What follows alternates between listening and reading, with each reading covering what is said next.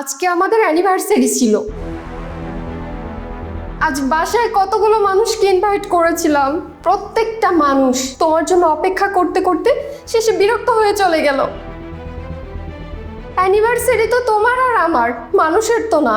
এখন তুমি যদি বাসায় না থাকো তাহলে পার্টিটা হবে কি করে? আর সত্যি যদি তোমার বাইরে এত ব্যস্ততা থাকে, এমন বিশেষ একটা দিনেও যদি তুমি সময় মতো বাসায় ফিরতে না পারো, তবে সেটা আমাকে আগেই বলে দিলে পারতে। তাহলে আমি পার্টির আয়োজন করতাম না, এতগুলো মানুষকে বাসায় ডাকতাম না, আর এভাবে অপমানিতও হতাম না। আমি জানি আমি যদি এখন তোমাকে সরি বলি তাহলে তোমার আরো বেশি রাগ হবে, তাই সরি বলবো না। কিন্তু অন্তত এতটুকু তোমাকে জানাতে চাই যে আমি আজ সময় মতো বাসায় ফেরার চেষ্টা করেছি। অফিসের সব কাজ আগে ফাঁকেই শেষ করে ফেলেছিলাম। সময় মতো বের হতেই যাব, তখন আরো দুটো ফাইল অফিস থেকে আমার হাতে ধরিয়ে দিল।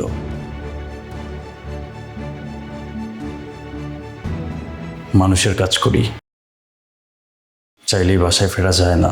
সারাটা বছর আমি তোমার এই একই কথা শুনি, আজকের দিনটা অন্তত এমন না করলেও পারতে। কিন্তু যেটা হয়ে গেছে সেটা তো হয়ে গেছে, সেটা তো বদলাবার মতো ক্ষমতা আমার নেই। যদি হয়ে যাওয়া ঘটনাকে বদলানোর ক্ষমতা আমার থাকতো আমি সেটা বদলে দিতাম। তুমি চাইলে কিন্তু আগামী সপ্তাহে আবারও সবাইকে ডাকতে পারো। আগামী সপ্তাহে তুমি আবারও সবাইকে ডেকে সেলিব্রেট করো। আমি সব ব্যবস্থা করে দেব, আর অফিসেও জানিয়ে রাখবো আগে থেকে। অন্তত সেই দিনটা আমি তোমাদের সাথেই থাকবো। আগামী সপ্তাহে আমি কি মনে করে পার্টি দিব? আমাকে কি তোমার পাগল মনে হয়? সবাই মিলে সেলিব্রেট করার জন্য যে একটা দিনকে বেছে নিতে হবে এমন তো কোনো কথা নেই। দিন তো কখনো স্পেশাল হয় না, মানুষেরাই দিনটাকে স্পেশাল বানায়। তোমার সব কাছের মানুষেরা যদি একত্র হয় তাহলে আশা করি দিনটাও তোমার কাছে স্পেশাল মনে হবে। তোমার এসব আজেরা কথা শুনতে শুনতে আমার কানটা পচে গিয়েছে। ঠিক আছে, তবে আমি আর কিছু বলবো না।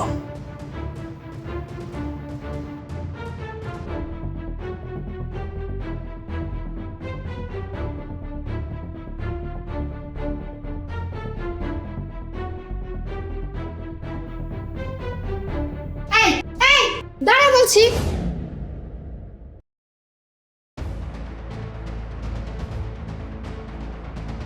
কি হলো, কথা শেষ না করে চলে আসলে কেন? আমার মনে হলো আমার কথা শুনে তুমি বিরক্ত হচ্ছ, তাই ভাবলাম কথা পরেও বলা যাবে, আগে তোমার মাথাটা ঠান্ডা হোক। আমার মাথা আর তোমার ঠান্ডা করতে হবে না, তুমি এক্ষুনি আমাদের বাড়িতে কল করো। তোমাদের বাড়িতে কল করব কেন? তুমি আমার সাথে কি ব্যবহারটা করেছো সেটা এক্ষুনি কল করে আমাদের বাড়িতে জানাবে। এক্ষুনি জানাবে, এক্ষুনি। কারণ একটু পরে আমি ব্যাগ গুছিয়ে আমাদের বাড়িতে চলে যাব। আমি চাই না তারা ভাবুক এখানে আমার কোনো দোষ রয়েছে। আমরা তো নিজেরা আলোচনা করে ব্যাপারটা সলভ করতে পারি, ওনাদেরকে কেন জানাবো? দেখা গেল এসব শুনে ওনারা আবার টেনশন করবে। অযথা ওনারা যদি টেনশন করে তোমার কি ভালো লাগবে বলো? অফিসে কি এমন ব্যস্ততা তোমার? আজকের দিনের কথা বাদ দিলাম, প্রত্যেকটা দিন তুমি আমাকে ব্যস্ততা দেখাও। কই, বিয়ের আগে তো এত ব্যস্ত ছিলে না? বিয়ের আগে কত মিষ্টি মিষ্টি করে বলতে আমাকে নাকি এখানে ঘুরতে নিয়ে যাবে, সেখানে ঘুরতে নিয়ে যাবে, আকাশে চাঁদ এনে দিবে। আর এখন আমাকে ঘুরতে নিয়ে যাও তো দূরে থাক, বিশেষ একটা দিনেও আমাকে একটু সময় দিতে পারো না। আমি মানলাম আমি সময় মতো বাসায় ফিরতে পারিনি, এটা আমার দোষ। আমি তো আমার ভুল স্বীকার করছি।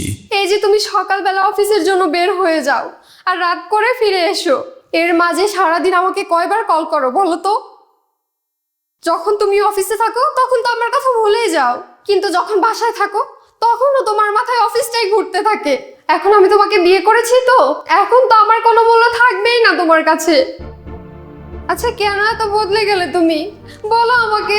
আগে তো আমি একা ছিলাম, আমাকে কারো কথা শুনে চলতেও হতো না, আর আমার কাঁধে কারো দায়িত্বও ছিল না। এখন আমার পাশে তুমি আছো, আমার কাঁধে তোমার দায়িত্ব। আমি তো চাইলেই যেভাবে খুশি চলাফেরা করতে পারি না। প্রাইভেট কোম্পানিগুলো কিভাবে কাজ করে সেটাও আমি এখনো অবধি তোমাকে বোঝাতে পারলাম না। আমার চেয়ে ভালো কেউ যদি কোম্পানিকে সার্ভিস দেয় তাহলে কোম্পানি আমার জায়গায় তাকে বসিয়ে দেবে, এক সেকেন্ডও ভাববে না। তাই প্রতি মুহূর্তে আমাকে চেষ্টা করতে হয় সবার চেয়ে বেটার কিছু করার জন্য। আর একজন মানুষ যখন কোনো কাজ ভালোভাবে করতে যায় তখন তার মাথায় আর কোনো চিন্তা আসবে না, সেটাই তো স্বাভাবিক। তুমি সেই তখন থেকে শুধু নিজেরটাই বলে যাচ্ছ। সারাদিনে আমাকে কত খাটাখাটনি করতে হয় সেটা কখনো ভেবে দেখেছ? সারাদিন এত কষ্ট করার পর রাতে যখন বাসায় ফিরি তখন তোমার এই মনমরা করে রাখা মুখ আমাকে দেখতে হয় কেন? তুমি কি একটু বুঝে নিতে পারো না যে সারাদিন আমার উপর দিয়ে কি কি যায়? কষ্ট কি শুধু তুমি একা করো? আমি করি না? আমি অনেক সহ্য করেছি, ভেবেছিলাম একদিন সবকিছু ঠিক হয়ে যাবে। এখন আমি বুঝে গিয়েছি কোনো কিছুই আর কোনোদিন ঠিক হবে না। অনেক অভিযোগ তোমার, অভিযোগের কোনো শেষ নেই। কিন্তু তুমি যদি আমার জায়গায় থাকতে না, আর আমি তোমারই মতো তোমাকে বুঝতে না চাইতাম, তবে বুঝতে পারতে জীবনটা কত কঠিন। অফিসে সারাদিন কত প্রেশার থাকে সেটা আমি তোমাকে বলে বোঝাতে পারবো না, আর বললেও তুমি বুঝবে না। এটা অবশ্য তোমার দোষ না। যে মানুষটা কখনো অফিসে যেয়ে নিজের চোখে কাজগুলো দেখেনি সে কখনোই বুঝতে পারবে না। বিশেষ করে আমি এখন যে সেক্টরে আছি এখানে যে কত প্রেশার থাকে এটা তুমি না দেখলে বুঝতে পারবে না। কিছু কিছু সময় দুপুরের লাঞ্চ করার টাইমটাও ঠিক মতো পাই না। আর এত ব্যস্ততার মাঝ থেকেও যদি কিছুটা সময় নিজের জন্য বের করে নেবার চেষ্টা করি তাহলে ওই যে চাকরি চলে যাবার হুমকি, আরেকজন আমার চেয়ে বেটার পারফর্ম করবে, তাকে আমার জায়গা দিয়ে দেয়া হবে। তুমি বলো, এতগুলো বছর কষ্ট করে আমি যে পজিশনে এসেছি, একটা ভুলের কারণে সেই পজিশনটাকে আমি হারিয়ে ফেলতে পারি? আমি জানি তুমি সবসময় ভাবতে থাকো এই চাকরিতে যেহেতু এত প্রেশার, চাকরিটা কেন আমি ছেড়ে দিচ্ছি না। কিন্তু তুমি তো জানো দেশে চাকরির কত অভাব। এই চাকরিটা চলে গেলে খুব অল্প সময়ের মাঝে আর একটা চাকরি ম্যানেজ করা মোটেও সহজ হবে না। তাই যত যাই হয়ে যাক সবকিছু সহ্য করে চাকরিটা করে যাচ্ছি। এখন যদি আমি অফিসের কাজে মনোযোগ না দিয়ে তোমাকে সময় দেওয়া শুরু করি আর তারপর আমার চাকরিটা চলে যায়, তখন আমাদের কি হবে? আমার কোম্পানির বসের কাছে আমি একজন এমপ্লয়ি, তোমার কাছে আমি হাজবেন্ড, কারো কাছে আমি বড় ভাই, কারো সন্তান। কিন্তু দিন শেষে আমিও তো একজন মানুষ। সবার আবদারগুলো রক্ষা করতে গিয়ে দিন দিন আমি নিজেই যেন কোথায় হারিয়ে যাচ্ছি।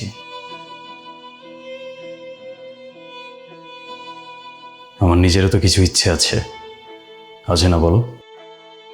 তোমার যেমন ইচ্ছে করে আমার কি ইচ্ছে করে না তোমার সাথে একটা বিকেল কাটাতে, বৃষ্টি ভেজা কোনো একটা সন্ধ্যায় তোমাকে নিয়ে ঘুরতে যেতে। আজকাল বৃষ্টি তো হয় কিন্তু আমি পড়ে থাকি জ্যামে। আমারও তো ইচ্ছে করে দুপুরে তোমার সাথে একসাথে লাঞ্চ করতে। শেষ কবে একসাথে লাঞ্চ করেছি আমার মনেই পড়ে না। লাঞ্চের কথা বাদ দিলাম, যতক্ষণে আমি অফিস থেকে ফিরি ততক্ষণে তুমি ঘুমিয়েই যাও। আজকাল তো একসাথে ডিনারটাও করা হয় না। সবার মতো বড় ইচ্ছে না থাকলেও ছোট ছোট কিছু ইচ্ছে তো আমারও আছে, কিন্তু সেগুলো পূরণের সৌভাগ্য বা কপাল কোনোটিই আমার নেই।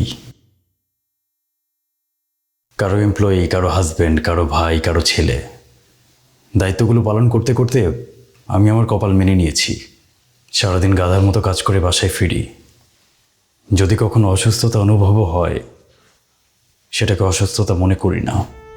পরের দিন সকালে আবার ঠিক একই সময় অফিসের জন্য বের হয়ে যাই। এত কিছুর মাঝে আফসোসটা কোথায় জানো? তোমাকে যে বোঝাতে পারি না। আফসোস করে আর কি লাভ বলো? পুরুষের জীবনটাই তো এমন, যে নারীকে ভালো রাখার জন্য পুরুষ সারাটা জীবন কষ্ট করে যায় সেই নারী পুরুষকে সবচেয়ে বেশি কষ্ট দেয়। তোমার জন্য যে আমি সারাদিন এত কষ্ট করি, বিনিময়ে কিন্তু আমি তোমার কাছে কিচ্ছু চাই না। শুধু দিন শেষে যদি তুমি আমাকে একটু বুঝতে, আমার কোনো কষ্টকে আর কষ্ট মনে হতো না। তুমি শুধু তোমাকে নিয়েই পড়ে আছো, তোমার দুঃখ, তোমার কষ্ট, তোমার যন্ত্রণা। আমাকে নিয়ে তোমার ভাবার সময় কোথায়?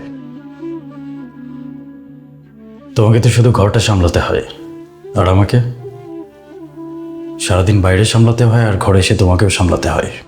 এত মানুষকে বোঝাতে বোঝাতে আর ম্যানেজ করতে করতে একটা পুরুষের দিন থেকে রাত আর রাত থেকে দিন যে কিভাবে হয়ে যায় সেটা কেবল সেই পুরুষটাই জানে যার উপর দিয়ে এসব যাচ্ছে। পুরুষ মানুষ এত দ্রুত কেন মারা যায় জানো? এই যে এত প্রেশার, সবাই তো শুধু প্রেশারই দিচ্ছে, কেউ আর বোঝার চেষ্টা করছে না। বেঁচে থাকার ইচ্ছেটাও থাকে না এক সময়, এই জন্য পুরুষের হায়াতটাও কম। তুমি যে বাহিরে অনেক কষ্ট করো সেটা আমি বুঝি, তবুও কেন জানি মন মানতে চায় না। আসলে সারাদিন বাসায় বসে বসে ফোন চাপি তো, এই জন্য মনে হয় তুমি কেন সারাদিন আমাকে কল করো না, কিন্তু ওদিকে তুমি হয়তো ফোন হাতে নেবার সুযোগও পাও না। আর কখনো সুযোগ পেলে হয়তো বা তুমি সেই কলটা আমাকেই করো। সবই আমি বুঝি, তারপরেও একাকিত্বে ভুগি তো, তাই অনেক সময় অনেক কিছু তোমাকে বলে ফেলি। আর কাকে বলবো বলো, তুমি ছাড়া তো আমার আর কেউ নেই। আমি তো চাই শুধু তোমাকে নিয়ে ভালো থাকতে, আমাদের পরিবারের জন্য ভালো কিছু করতে, তাই অফিসে একটু বেশি সময় দিতেই হয়। আমি তোমাকে কথা দিচ্ছি, এখন থেকে আর কখনোই আমি তোমার উপরে রাগ করব না। পারলে আমার ব্যবহারের জন্য আমাকে ক্ষমা করে দাও, মনে কোনো কষ্ট রেখো না।